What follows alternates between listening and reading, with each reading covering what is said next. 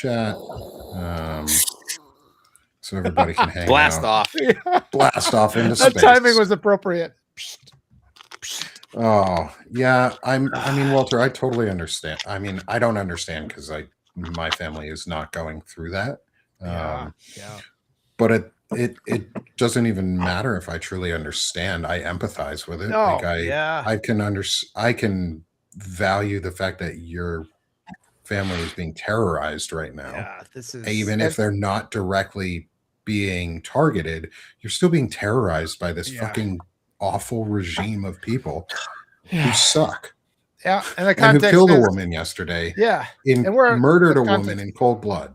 Yep, and we're like an hour and a half away from that, and it's just in this community that's just everybody's just on edge. I'm really worried about my wife today. My wife's an immigrant, and she's at work right now. I guess I don't want to do too many details, but I mean, I'm just like today. All I want is for my wife to come home. I kept my kids home from school today because I didn't know what the hell might happen. And I'm just like, don't want to be sitting here worried. I couldn't get anything done if I'm worried about if my kids are going to survive. Are they going to be returned to me today? This is the kind of bullshit we have to deal with. I don't know if our kids are coming home or our loved ones. It's fucking so and it's scary, terrorism. man. Yeah, it's fucking terrorism. It's kind of like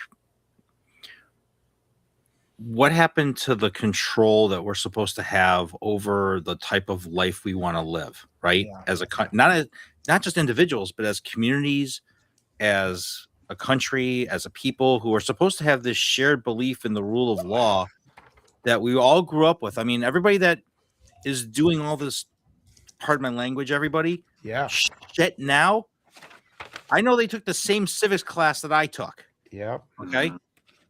And I mean, this is like what happened to basic, like, this is the Constitution. This is what our forefathers fought the British for.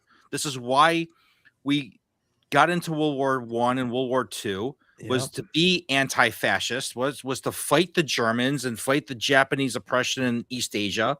And like, this is, and then it wasn't until late in the war when they realized what the Germans were actually doing to the people and to the Jewish people all over Europe. Yeah. And then like, why is this even acceptable? Yeah. Like, it's just, as a Jewish American, as an Italian Jewish American, like, this is like so beyond reproach, and it has nothing to do with the fact that I'm a physician and I'm a male. This is about, and I know, Nick, we talked about this. Like, this is about, we wanted to start the show where everybody could kind of have their, so I'm kind of hijacking as part of the show. No, right now. it's good. Walter started with his, Yeah. it was sort of going to, it's going naturally too. I woke up this morning really heavy. Yeah. And I woke up this morning and that's why I don't know if anybody saw the post I put up. It was with the scene from Animal House. Like, what's this lying around shit? Yeah. Like, if there was any time to like channel John Belushi, like that, it was like kind of like, what are we supposed to do, you moron? Like, like, and it wasn't over when the Germans bombed Pearl Harbor, by the way. So, but it's just like, enough lying around, enough. We need if our leaders, and I put it in the post, if our leaders are not going to be serious about being leaders, then resign, get out. Yeah. Just do us all a favor now and get out, because guess what happens when Congress doesn't have a quorum? Anybody know what happens with that? No, tell us. With the rules of the House? No. If the House doesn't have a quorum, they can't conduct regular business, and then you have to have the speaker has to call for special elections in every district. Yeah. Shit. That would be good. Retire. If you're a Republican and you don't like this shit, retire. Right. Just get out of the game. If you're a Democrat and you don't want to fight for anything and you just want money and you already have your lifetime pension, get the fuck out. Just leave right now. Yeah. If all of you were to quit, except for the fascists who then can't do anything, we could elect people tomorrow. Like, next fucking week, we could have elections. This is what I'm saying.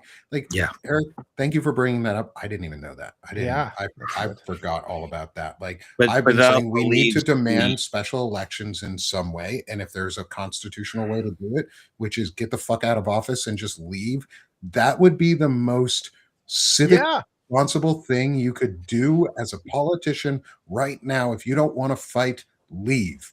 All of you, all at once, mass resignation, because then under quorum, I think, is under half. Of Right. numbers. Like there's a 2-seat majority right now. That's it. We could see half of and Well, that's Republicans what 218 anyway. Like, all we just need to do is pressure these people to retire immediately. Yeah. Call them. I mean, don't forget Marjorie Taylor Greene seat's open. Another Republican GOP congressman passed away over the weekend. Yes. Right. Saw that. Yep. So that's it. I mean, it's 216. It's 216 to what? 213. And Massey's not voting with him anymore. Massey's not voting with the Republicans that I've seen after the Epstein thing. So yeah, and then he was pissed about Venezuela too. Yep. He's a big no foreign intervention guy and everything.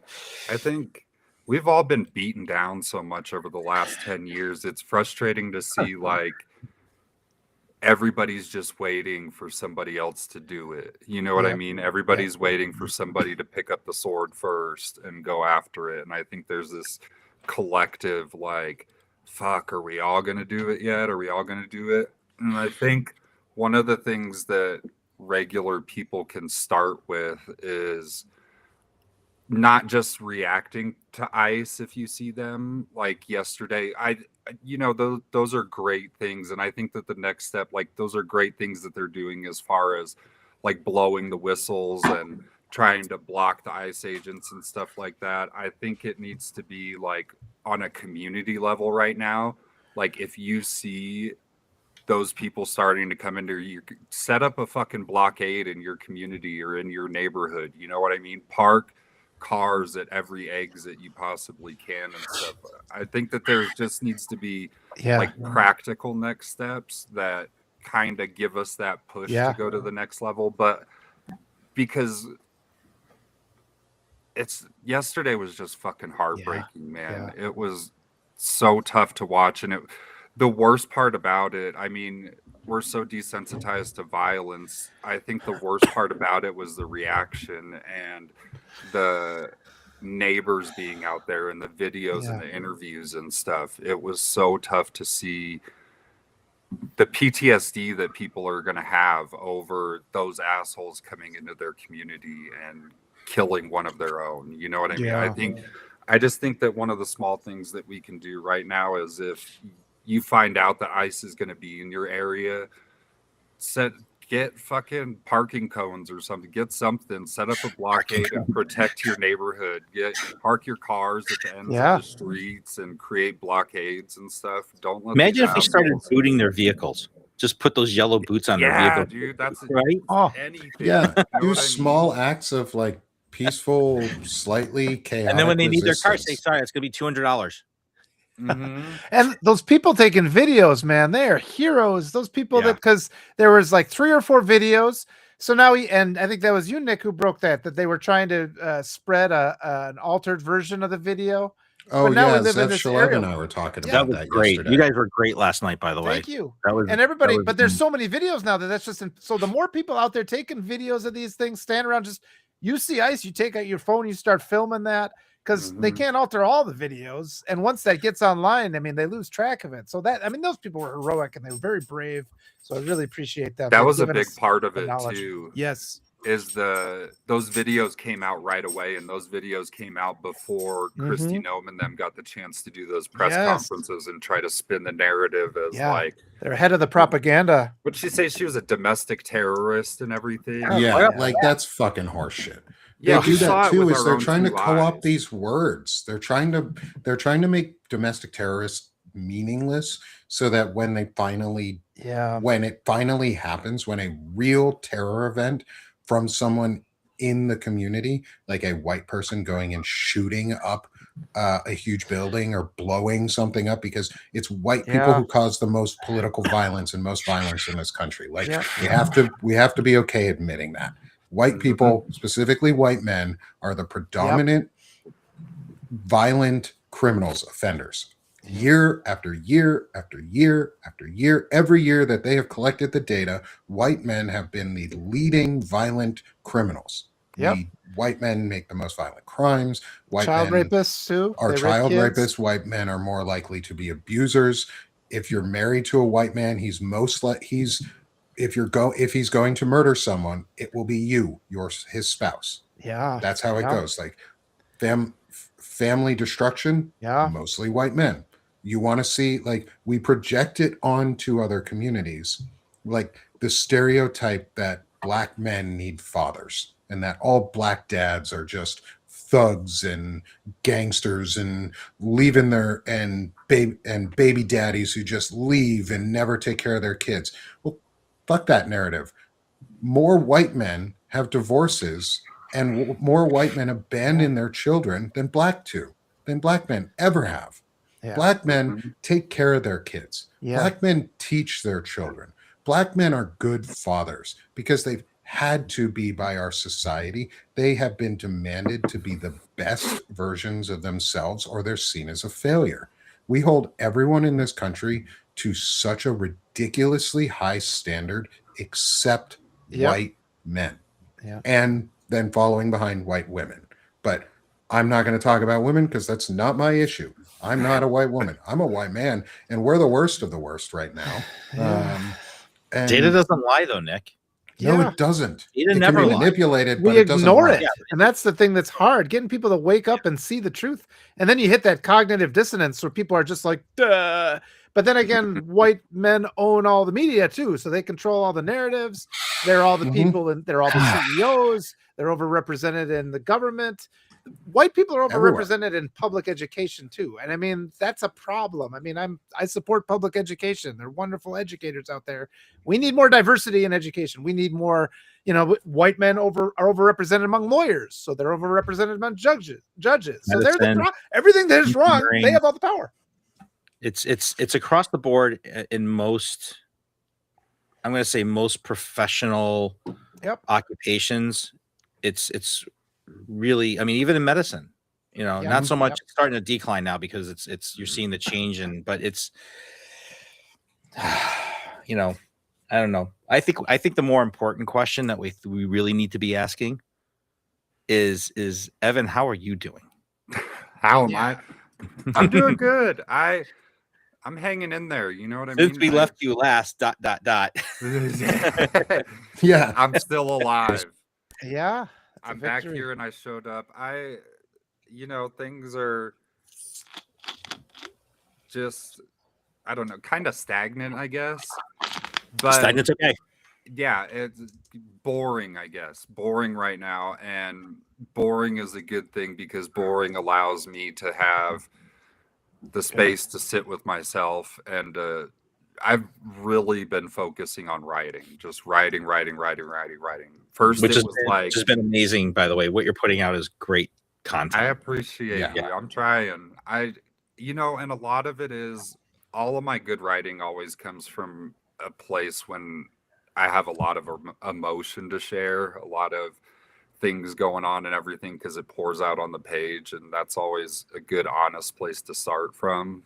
And I think people relate to that, you know what I mean? And it's just like when we had the first one of these shows, the response that I'm sure all of us got was just like heartwarming and hey, we want to see you guys do this and we want to see you guys succeed. And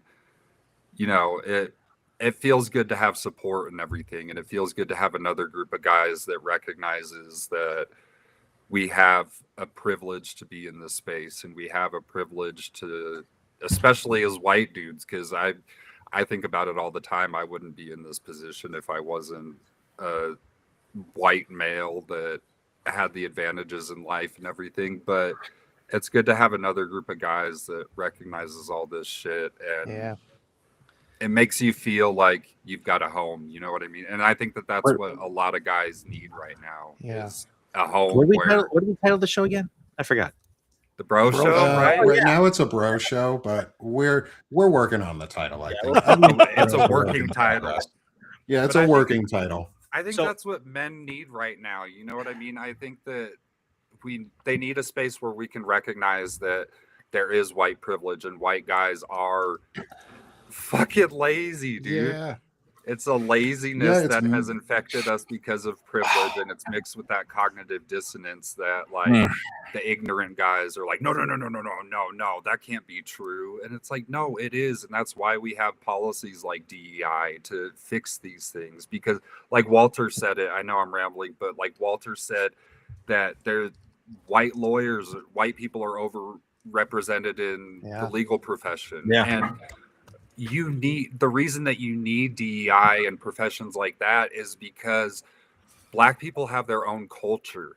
And the reason that they have their own culture is because they were stolen from their history and their lineage and everything. And white people can't go into a situation going up against the legal system where they don't know the intricacies of that culture and the way that Black people deal with the law. So you need DEI in place to where you have more opportunities for Black people to become lawyers, because they're going to represent their clients better and it makes society better as a whole. And that's not saying that we can't have white lawyers and white lawyers can't be great. It's just saying that we recognize there's another pocket of society that matters just as much. And I think that you guys providing that space to say shit like that really matters.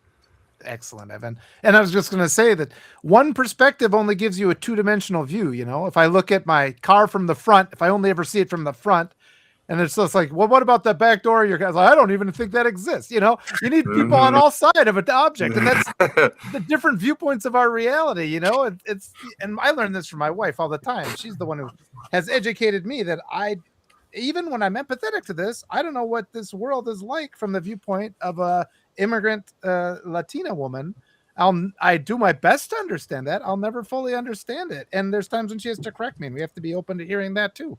And to just exclude those other viewpoints, it limits us. There's that old story about the blind man touching the elephant, and one thinks he touches the hide and thinks it's like leather, and one touches the tail and thinks it's a rope, and one touches the tusk and thinks it's just the smooth ivory surface. And that's our reality. If we just limit to one viewpoint all the time, we just are not equipped to handle the challenges of our reality then. Yeah, we have to challenge ourselves. And I just came from a show right before this with Shane Urich. I'm doing a full series. Like all three of the gentlemen here are going to be on my series and interviewed soon for the intelligent masculinity stuff. And it's all about like self-reflection and being willing to grow and learn. And Shane said something really cool. Was one of the things that hit me was when he said he learned to check his ego and go and accept that he was flawed. And it took me a while to get to the point too, where I checked my own ego and left it at the door and said, I don't need this. I don't need this because I can do it without. I'm just as good. I'm just as smart. I'm just as caring and kind without having the ego behind it.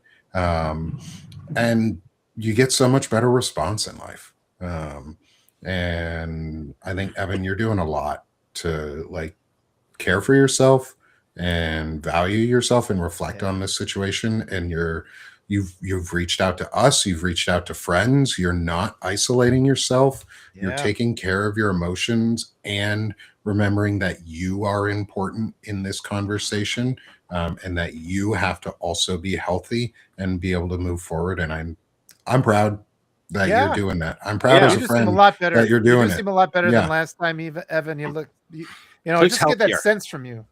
Yeah. And Looks I a lot feel healthier. it, man. And that's all a testament to you guys. It's a testament to other you did the people. work. You know what I mean? And I know, like, I do the work and like all that stuff, but you have to have that motivation, or else, it's really fucking hard to motivate yourself.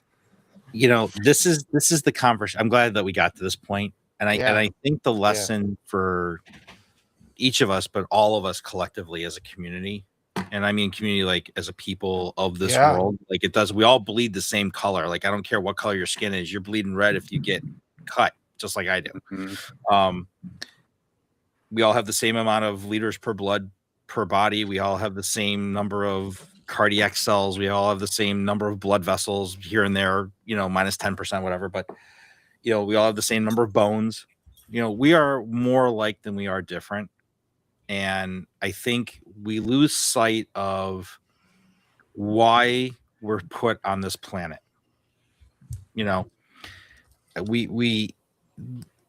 It's much easier. I forgot who the author was that said it's much easier to destroy than to create. And I forgot who wrote that line. Walter, you know who wrote that line? You being the I don't consummate know. writer of the I don't group. know where it comes from. Yeah, I guess that I think it was a might be Star Trek, underattributed. wasn't Yeah, it? maybe. Was that But a it Star is Trek? pretty true. Was that Star Trek 5? Or no, that was Wrath of Khan, wasn't it? It was easier to destroy than create. Was that Leonard Nimoy that said that?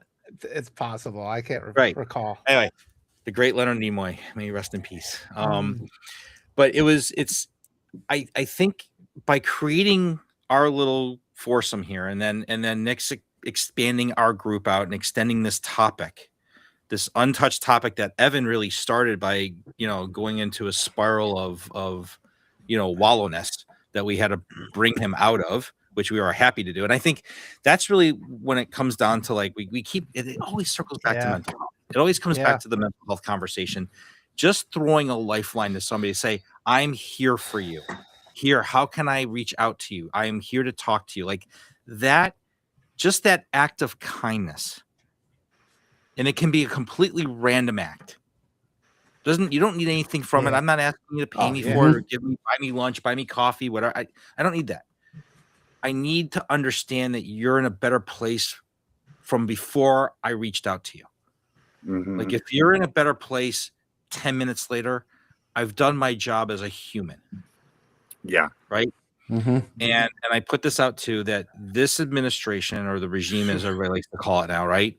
Yeah. Lacks compassion, lacks empathy, lacks a fucking care for any citizen or resident or person inside the borders of this country. There is not one in every tragedy death that's occurred in the previous administration or this one. Okay. Yeah. There's never of the same Trump administration, whether it's Trump 1 or Trump 2. It's the same line. It's never, we're so sorry for the loss of life. We are, even when it happened in North Carolina last year, with the hurricane, right? It never, it's not, we're sorry that we're not funding FEMA. We're not sorry that we're not getting services and helping people rebuild their lives. We're not sorry for, laying off 400,000 federal workers and then firing them unceremoniously. We're not sorry for putting our military at risk. We're not sorry for, creating situations where we're scaring citizens and having masked federal officers, if they truly even are federal officers. Yes, that's an important point. Policing, like lawlessly, going through American cities. Okay. This is going to be a real interesting test to see what happens when he wants to institute martial law with the size of the country that we have. Good luck. Good luck with that one, right? With 400 million weapons in the United States. Good luck. Yeah. More people are going to die. More people and it's just what's going to happen. It's going to be another, the British are coming, and we're going to have another Battle of Bunker Hill, and it's going to be another Lexington and Concord event. We're going to have that type of situation where you're going to have state National Guard lining up against U.S. military. Yeah. And God help us when we get to that point. And part of our goal is knowing that we can't stop everything that's coming. Right. It's preparing ourselves for what's coming. It's preparing yourself and hardening your emotional centers. Like I spent yesterday not talking about the murder for most of the day because I saw the videos once Eric posted them that Evan had sent out of Renee Nicole Good being murdered. We will say her name, and I'm going to continue to find other victims and people if these events happen, and we will say their names too, because it's important to remember we don't even have the perpetrator's name. The ICE officer who shot this woman, shot Renee, they haven't released his name. They get like 72 hours of waiting to build the story and a narrative for themselves. That is illegal as fuck, and we need to be calling that shit out. And it's such a shame that a murder scene. Yeah, and they walked away from a murder scene. Not only did they walk away while I was watching that footage, and like I'm more accustomed to seeing things that are possibly damaging than maybe some people. Like, I've had more experience with that, and it hit home really hard. And then I spent an hour, maybe a little longer, with Zev Shalev last night, breaking down the footage that Donald Trump had released that is propaganda. Yeah. They altered Yeah. footage that to They make it ghosted it. look like the They gentleman added a who person in, didn't they? They added in like a body in front of the car. they it's basically what they did was, the look of it was they added in almost an extra set of legs, not even a real person, but the way that the shadow moves doesn't match up to the way that the guy actually moves on the video. They chose to use the grainiest footage that was processed through Rumble, which is a Russian owned media company that, or like Russian financed or like very influenced, that Trump's his Truth Social has a partnership with, like a very, very expensive one. Like there's insider dealing going on there, but they chose to use the worst footage, the grainiest, so that they could alter it in a way that might be believable to folks who are only going to look at one video. Yeah. I looked at it next to the ones with the people who were actually right next to the incident and who were the raw filming it. view. The raw view. You can see the guy pulling his gun out before she even moves his car or her car, pointing it at her window. He put his hand on the vehicle as it was moving and pointed it an arm's length plus of 9mm away and shot her point blank and executed a woman. No due process. For exercising her First Amendment right to speak and to protest against police and policing forces in a tyrannical government without violence. She was not being violent. Yeah, look at the damn picture. She's so far away, or he's so far away. Her tires were turned so that she could leave. She was stopped initially by another vehicle, which looked like possibly another ICE vehicle that just went in front of her. They were more likely to hit the gentleman that was in the middle of the road than she was. And so she tried to do all the right things, but they blocked her from leaving. Also, breaking news from, thank you, Melissa. And I saw it earlier from someone else in the chat, and I don't remember who. I'm sorry. I did look into it too, is the War Powers resolution has passed or has been advanced to the Senate. And the Senate version has been advanced from what I saw. It was voted on.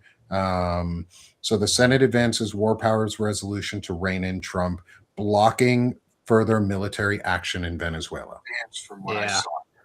That is so fucking important. It is. But he doesn't listen to anything. He doesn't. But it is important. It is important to be now that we have, if that advances fully and gets fully passed, what that does is at least set a precedent where Congress is finally doing its job again. Members of Congress are doing their job. And what this could lead to is like what you talked about, is what needs to happen is, if you're not going to do your job, leave immediately, right fucking now. If you have your pension, leave.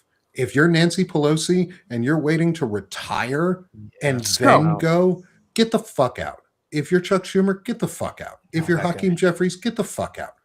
I want like Jamie Raskin to stay. I want Jared Moskowitz to stay. I want Chris Murphy to stay. I want Jasmine Crockett. I want AOC. I want Chris Coons, Melanie Stansberry, Chris Coons. It's weird that I know so many names of congressional members now, but I want folks like my congressional member to fucking retire. So Steve Womack, if you're listening, or if you ever hear any of this, because I'm gonna just pester your office going forward. Fuck you, Jeff Frank. Like Steve Womack, fucking retire, man. Just get out, leave. Nobody wants you there anymore. Arkansas doesn't like you. You're not doing us any favors. You've helped kill farming industry in this state, and you've left in this year alone. Last year alone, Arkansas lost more farmers than they ever have. Wow. Yeah. Like, then they just got you are not helping our state. Leave. Wow. And Tom Cotton, you can fucking go too. Tom Cotton, John Boozman, please retire. Like, get the fuck out. You guys suck. Nick, what's that? What's the projections on the Arkansas economy because of all the loss of farming? Like, has that even like gotten? I don't even projected know that out yet. I do know the loss. I do know the projections on the loss because of the ACA and the big beautiful bill and all the bullshit bill and all the reductions in medical and food assistance is going to cost the state over $1 billion over the next I think it was 5 years. You guys are probably already hurting. We're literally the home of Walmart. Like, Walmart's headquarters are almost in my back fucking yard. Walmart is the largest perpetrator of welfare fraud in the nation. Wow. They force their employees basically to live on welfare. And then spend the money out of that. Yeah, and they I work live in the like heart 30 of hours. that. They keep them just below the threshold of 32 hours to be full time. Yeah. Arkansas and they get sucks welfare, and because then of those same people just turn around and spend the government benefits at Walmart. It's a fucking monopoly that they have. Those are the Walton we have family. Walmart and Dollar such General, which are pieces of like shit. It's the video with the chip. cheerleaders. Same thing. Yeah. Like, we just get low prices. We get no assistance. We get no care. It's this rugged individualism bullshit that people think is how America was founded, or whatever their bullshit ideology on it is. And that's white nationalism, by the way, folks. Is that this is what we get for was founded on collective action. The founding fathers says, for all their flaws, we have to admit what they also did well at was they took their collective wealths and their statuses and their lives, and they donated it to the country. They gave it all away. They collected all of their wealth into the pot of which became the U.S. Treasury.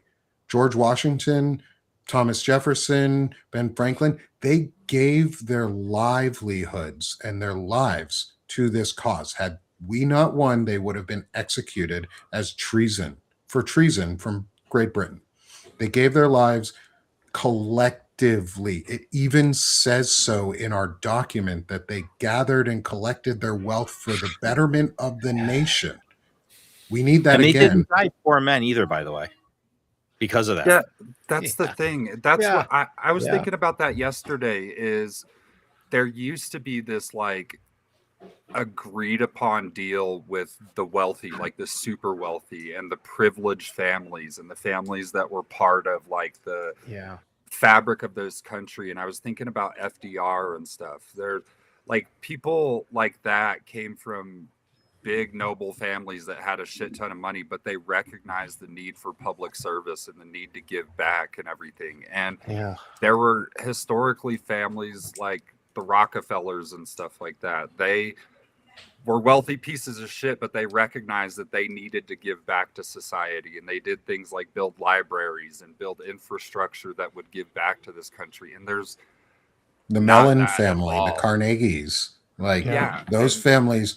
I went to Carnegie Mellon University. It was founded as a school it was the Carnegie Institute of Technology and the Mellon Institute for Women, or the Mellon's College for Women for like humanities. They joined forces. They founded a college, a university, one of the new Ivy League schools. That's what they call themselves. They're the same tier, if not better than the old Ivies. Fight me, Harvard. You guys have a lot of shitty people that are coming out of fucking Harvard and Yale. And think about how many regular people like you throughout the years that has benefited. I sang in high school. I sang in high school at the Carnegie Hall in New York, like as part of a choir. From my high school choir, went and sang at the original Carnegie Hall in New York. Like, Carnegie donated, as shitty of a person as he is in a lot of things, he donated a lot of his wealth. The Mellon family nowadays fucking sucks. Like, the child Mellon who donated all that money to fund our troops and try and pay for troops during the government shutdown is a piece of shit. Andrew Mellon, though, who donated all of the stuff and founded the school for girls and women, was not as much of a piece of shit because he gave back to the community. He wanted to uplift women and give them an opportunity for education. And so we have to remember the good and then see the bad and go, we have to learn from this. They don't do that. And it fucking frustrates me so much. I'm glad we kind of touched on this topic because every major religion in the world, whether it's Judaism, Christianity, Buddhism, Hinduism, Islam, charity is one of the staple cornerstones of each major dogmatic religion in the world. Mm-hmm. The Bible teaches this, the Torah teaches this, the Quran teaches this, I think it's the Daha teaches this in Buddhism, whatever it is, like whatever religion you practice, even if it's being agnostic and you're an atheist, being charitable is being human. It's acknowledging that we always have responsibility. I mean, we're not going to like if you think about like animals, like my two dogs, like if my one dog doesn't want to finish, like he'll let the other dog finish. Like they stop. Animals know this instinctively. Like they know to take care of each other instinctively, right? Of the same breed or whatever, right? Why is this such a difficult concept for humans? Yeah. Why is this such a difficult concept for people? We're supposed to be like the most esoterically intelligent life on the planet. Yeah. And I really, really question that sometimes. Yeah. And I want to get to, somebody said something in the chat real quick, is that Carnegie and Mellon were forced to put their wealth in there. Yes, that was part of the social contract. We are acknowledging that. That's something I advocate for, is charity by force for these billionaires is what it would be. It's you donate everything over what, $100 million or something stupid like that. Like, give it a nice number so that they're happy and they can have whatever they want. But after that, 100% of your earnings or under 100% of the value and increase in wealth that you get on that goes to the National Treasury for social services. And guess what? Who gives a shit if they were forced to do it? They ended up doing it, and they did good things because of it, and it helped the social good, and it also made them probably in the end better people because they learned how to start empathizing and doing things, even if they did it for their own goods. It is so easy. We just fucking tax the rich. We used to do it up until like until the 80s.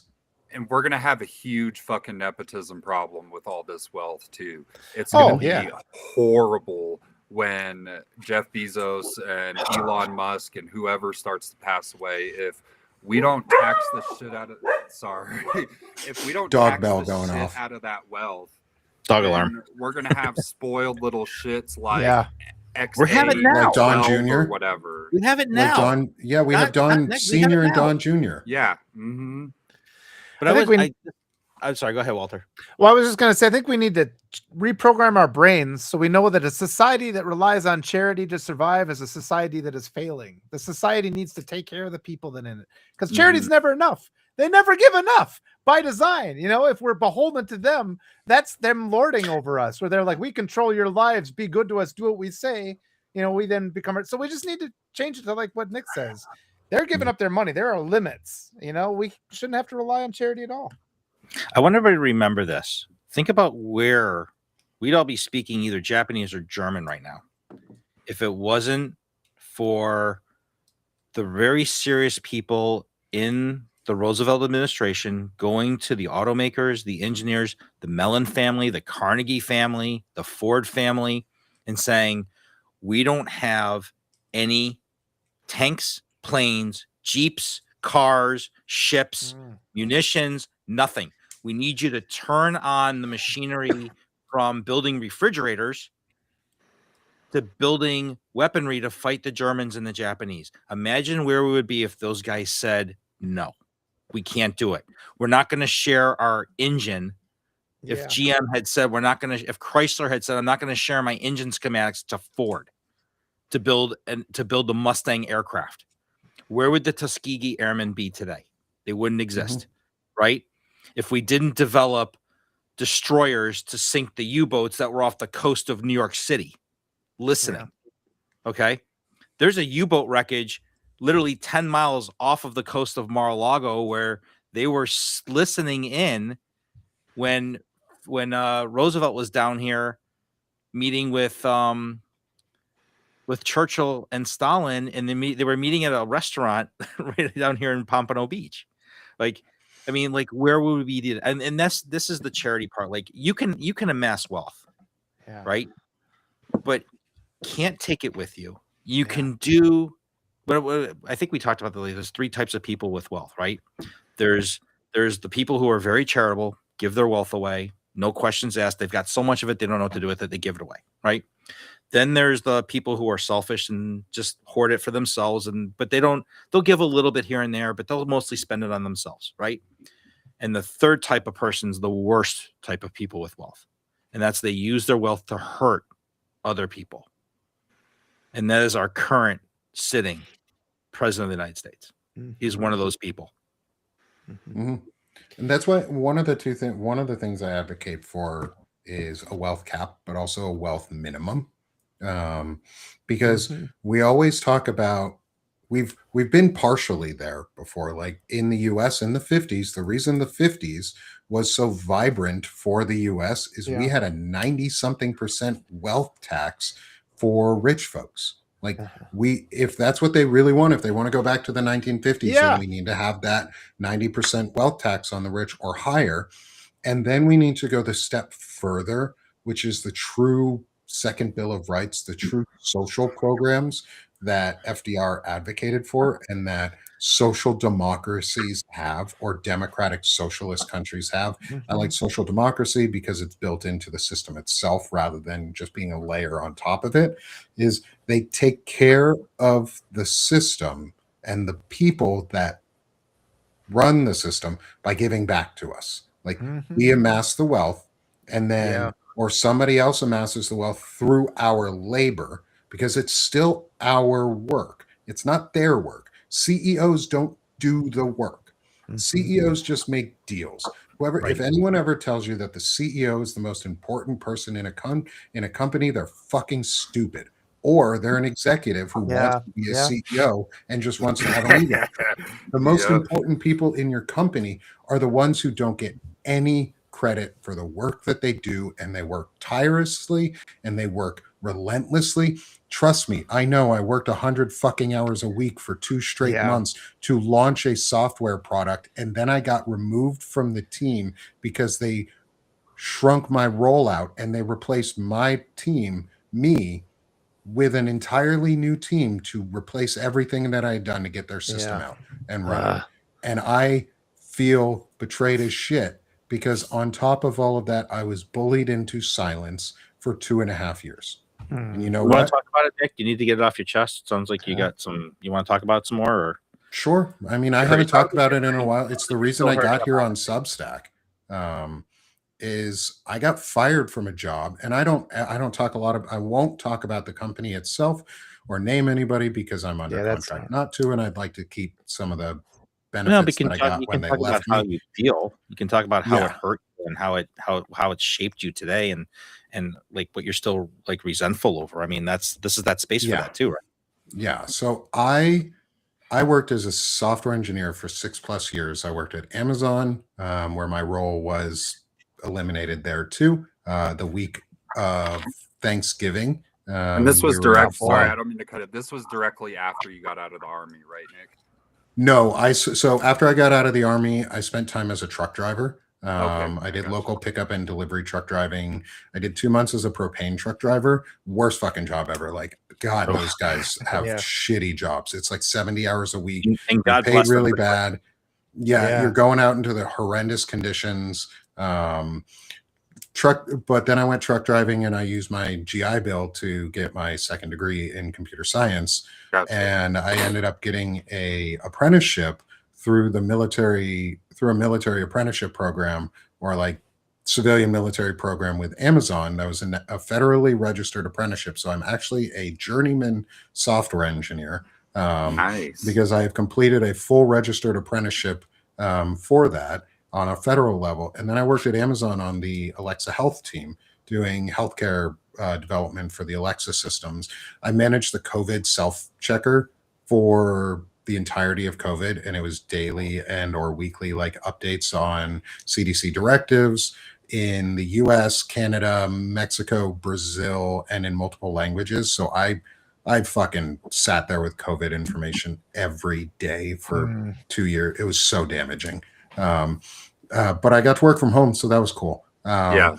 And then when I lost my job there, or when my job was, our entire division, our entire department of Alexa Health was terminated because it Jeff wasn't making Bezos. money by. No, it wasn't Bezos. Bezos loved it, Alexa.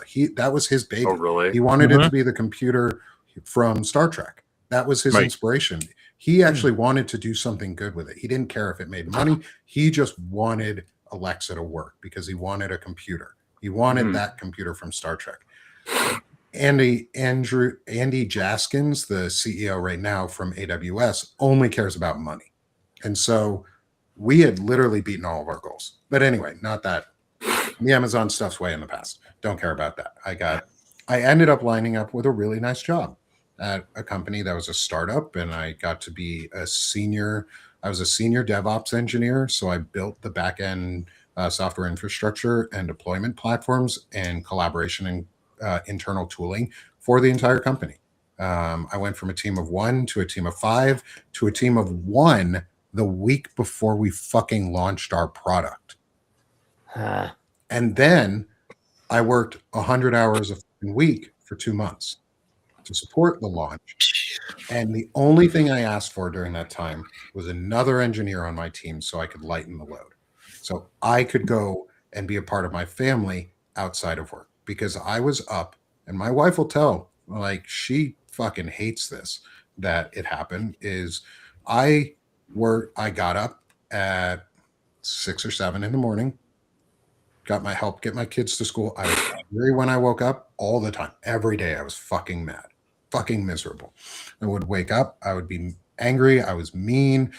We finally made the agreement that I shouldn't be awake when the kids are getting up in the morning because of that job, because I didn't want to hurt my kids' days. I didn't want to send them to school in a bad mood because I was pissed off, and my wife didn't want to do that either. And we agreed that it was a bad thing.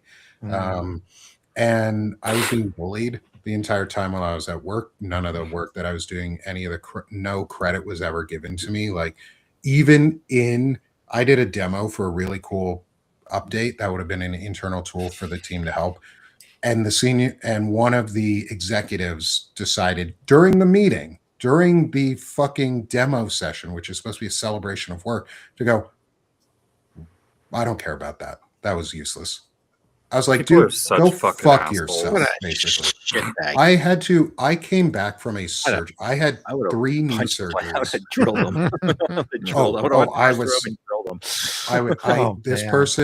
This person ruined 2.5 years of my life, basically. I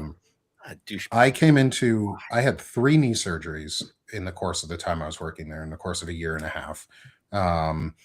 And I developed fibromyalgia during that time. They knew all of this. My manager knew all of this. They eventually fired my manager, and after that, nobody cared.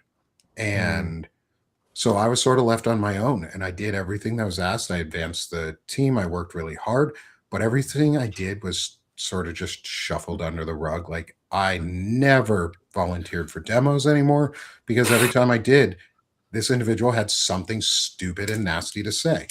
Oh, this isn't Amazon. This was a startup. And this person kept stealing work and lying. And eventually they got caught because a woman in my work, who was another executive level, stood up to him. She lost her job because of it, but both of them lost their jobs. And she was okay with that. She knew it was going to happen in the end, and she bit the bullet for the team, because whenever I spoke about it, it was shoveled under the rug. It was said, "No, you're making that up. Are you sure that?" Because that's how, like, I told the CEO of the company, who was my direct supervisor for a year, you weren't present, and he got mad about it. And I was like, but you weren't present as a manager. You didn't provide me management. You didn't provide direction. You left me on my fucking own, and then let this asshole ruin it for everybody and lie. And then you're telling me, because I called you out on one thing, that maybe the reason this guy is so rude is because you talk like this. Bro, Don't fucking victim shame me for coming to you and telling you that I've been bullied the shit out of by this guy and you're going to sweep it under the rug. I'm still so fucking mad at this because all I wanted was another person on my team. I had 5 people on my team. One got bullied and pushed out. The other left because of the other executive who was a shitbag. One of them left also because the executive was a shitbag. The other one literally quit right after a meeting with that executive who was a shitbag. If one person is the fucking problem, maybe that person needs to be removed and not everybody else. So I have another piece of breaking news that just hit. It happened right before we went on show that the Washington Post actually went on record to specifically state that the ICE agent was not in the path of the vehicle when he fired. All right. He needs to go to fucking jail. And so do Oh, all they need the to arrest accomplices to that. Yeah, all the accomplices to that murder need to be Oh, arrested. God. Secondary manslaughter or secondary, secondary was murder. saying- fifth-degree homicide. And Oh, they God. prevented a doctor from providing aid Yeah. to the woman, which is a human rights violation. You have to allow aid to be provided to somebody who is seriously injured and wounded. That's don't another murder get count. to- That's an addition. don't- It's an addition to you the don't shooting. get to just go, nope, nope, nope. You can't provide aid. We want this woman to suffer and die, is what they said. So here's the question, guys. And from your other perspectives, you guys are the writers, right? I'm just the healthcare professional worried about how everybody feels about all this. But like, is this finally the tipping point? Is this the straw that broke the camel's back? Is this, I fucking hope so. or we got more? I mean, I hope so. I think we need to, but I mean, It's got the potential to be. What do you guys think? I'd say it has the potential, but we got to keep hammering this narrative because they own the. Is this they own finally the propaganda. plutonium? Them killing a white woman? Is that what it took? Finally, I mean, Well, they have the distribution mechanism for the whole media, so we have to confront their propaganda, and we have to keep talking. It's so important. All the supporters here. I want to add, my wife got home too, so I'm a little bit. I feel a little bit better. She came home early. It was a relief. Nice and safe. Give her a big hug and a kiss from everybody. No, it's not a happy love your voice in family. here. Love I feel better. everyone. So at least tonight I get to still have my family. Who knows about tomorrow? But I'm just. Fuck, I'm just living day to day. I'm on the PC. It doesn't do that. So I think we have to overcome the narrative. I think that's the Yes. only way, because George Floyd wasn't the tipping point. We see what the mainstream media does when they get control of that narrative and when they buy into what the regime's saying. Instead of replaying that video all night and judging those talking points that they were coming out with, even MSNBC was playing Kristi Noem's fucking press conference yesterday, and that's a frustrating thing, and that's why it's so important that we call it out. Stupid cowboy hat. And one of the things that I was saying last night is these fucking ICE agents, they're so untrained, and how do we have higher standards for an 18-year-old kid that the government is willing to send to war if you accidentally fire a blank round during a training exercise in the Army? You can lose rank, you can lose pay, you get an Article 15 for that. And they'll put you on extra duty for 45 fucking days where you're scrubbing toilets and shit with a toothbrush until midnight every night, and waking up the next morning and going to PT and working all day and doing that shit. And you get bumped down to E1 and you're making no fucking money. All of that just for firing a blank on accident, for misplacing your weapon during a training exercise. This asshole yesterday shoots somebody in the fucking face 3 times. with no Shoots her training or 3 anything. fucking times. And Three he's shots, having 3 beers seconds, with the 3 feet. boys at the hotel afterward.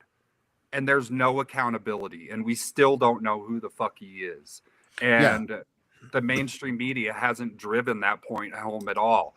They've named Renee Good and everything, and they're doing memorials and stuff.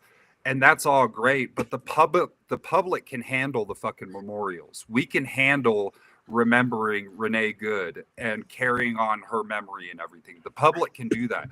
What the media needs to do is find out who the fuck this guy is and put the heat on ICE and everything. That's what the media needs to be doing. I think the Congress, the next step after that hopefully the Senate will pass this war powers resolution and make it veto proof. They need to pass an unmasking law. Yeah, absolutely. Yes, We can't exactly. have that. Yep.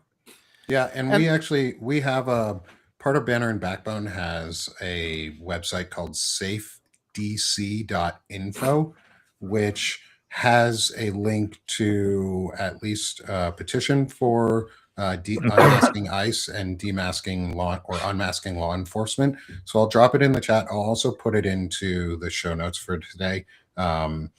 Is safedc.info. Thanks, Melissa. Melissa Corrigan and I are making sure that these things stay. It's a big thing that we have in all of our show notes for like Banner and Backbone is the link to safedc.info. I know there's a corresponding one out of Canada that links directly to ours as well, from a friend of the show and friend of the chat. So yes, thank you, Melissa, for everything you've done too. Yeah, and everybody else with all this. Walter, you're writing. I mean, everybody that I follow, that I subscribe to, you guys have been just the warriors and all this stuff. And it's just as a subscriber, I appreciate it.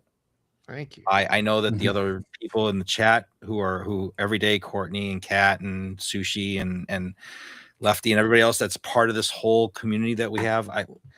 This is just another thing. It's another way for us to fight. And we all have to find our way to fight back. Right. I mean, like, I'm not one to go to a protest, but I can do that here. I can make my voice here. I can, make a difference with my patients, and I can make, and do what I can do here, but we need a lot of activation. Everybody needs to wake up. And I hope that through her death that we martyrize her to the point where she becomes the beacon of hope. Yeah. That we can turn her death into something so positive. And everybody that's died under ICE, the people that are even unnamed, the millions of immigrants who they've taken illegally, who we don't even know what happened to them down here in Florida and El Salvador and wherever else they sent them to God knows where. All the unnamed people that have died because of this administration, and plus all the people around the world that have died because of U.S. aid. I mean, how much blood is on this administration's hands? It's just it shouldn't be this way, and we need to change it. Yeah, and I'll wait to announce anything about the shooter's name until it's confirmed. If this individual is the shooter. One of the things I am reading, though, about whoever this individual was, is that they're saying they were an experienced ICE officer. Whatever that means. They have either been in ICE for a while and have gone through the old training. And like this isn't one of the Proud Boys or something they pulled off the street. Yeah, which means this person did it intentionally. Regressed from the training they probably received, and went backwards to a time and adopted that new culture and adopted the new culture of violence rather than upholding the culture, any other culture, and that's fucking awful. I think we're gonna have to, I think, leave it here too on this point, and I'll let you close it up, is because it's right at the half-hour mark, and I've got another show to get to in half an hour, and I need to take a quick break today. At some point. I just want to quickly say it's really up to us, because this regime is going to try to smear Renee Nicole Good, her good name. They're going to try to smear her. They've already called her a terrorist. They've lied, and we have to hold everybody in our sphere accountable. Say, hell no, she was an innocent person. She was she's defending the Constitution. She was defending your right to speak, your right to live without fear. And we got to be forceful about this, because that's what they're going to try to do. They're going to try to demonize her to cover their asses. That's what's going to happen. They're going to pivot like they always do. They're going to look for dirt on her in the past. They're going to say all these horrible things. It's up to us to defend her. We have to defend her now that she has passed on. I mean, there's still a lot to defend, and it's just now that she's murdered, we have to still defend. One quick thing that I think that we can do is to kind of make her more relatable is share that picture of the fucking stuffed animals coming out of her glove box. Yeah, because that was the most heartbreaking thing, is because if you share that, every mom can picture them driving their kid to school or something and being stressed out, and their kids playing in the back seat and they don't know what to do, and they just reach over for a stuffy out of the glove box to keep the kid entertained. And that was the most heartbreaking thing that I saw yesterday. Is this is just a mom, you know what I mean? A mom trying to protect her community, and there's so many other moms out there that are probably doing the same thing. And I think that if we share that and remember that it'll help make this the moment that it needs to be. and thank you to all the moms out there. Yeah. Every day is Mother's Day, Absolutely. except for Father's Day. We get one day. That's it. One day. Yeah, we need one. That's about right. And to answer the question, there was a question in the chat as my final thought on this is, what can we do for action? Is I'm going to work with the Centered America team to see if I can, and if we can help propose real federal legislation, simple single item legislation on either a federal or state level that any state or federal group could adopt of unmasked ICE. And that's basically is unmasked federal law enforcement, unless there's a specific requirement for it, which is basically never, unless they're required to wear a mask for like chemical interference and things like that, or for their own medical safety, they shouldn't be allowed to wear them.